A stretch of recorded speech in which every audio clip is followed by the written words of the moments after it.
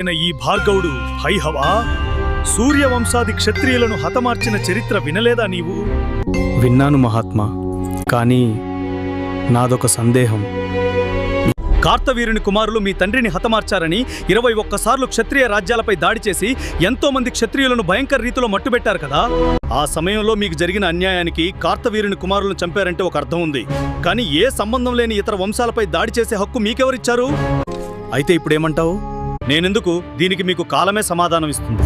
ఎవరో కొందరు నీతి లేని వ్యక్తులు చేసిన తప్పుకి వంశాన్నే నిర్వీర్యం చేశారు కదా.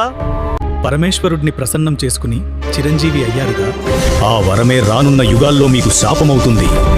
రానున్న కలియుగంలో ప్రజాసేవ ముసుగులో దేశాన్ని దోచుకుంటారు. మాట మీద నియంత్రణ లేని వాళ్ళు నాయకులు అవుతారు. క్షత్రియ వర్గం ఉన్నప్పటికీ బహు వ్యక్తులకు జనించిన కొన్ని మోకలు మేమంటే మేము క్షత్రియులమని దొంగ పత్రికలతో ప్రకటించుకుంటారు. ఇవన్నీ మహేంద్రగిరి నుండి చూసి వాళ్ళని ఏం చేయలేని దుస్థితిలో మీరుంటారు. వారి దుర్మార్గపు ఇనుప చక్రాల కింది ప్రజలు నలుగుతుంటారు. వీటిని చూడ్డానికే నేను చిరంజీవత్వాన్ని పొందానా అని మీకు అనిపిస్తుంది. ఆ రోజున వాళ్ళని ఎదుర్కోవడానికి ప్రజాక్షేత్రంలోకి రాలేక పేదల ఆకలి కేకలు వింటూ మీలో మీరు సతమతమవుతారు.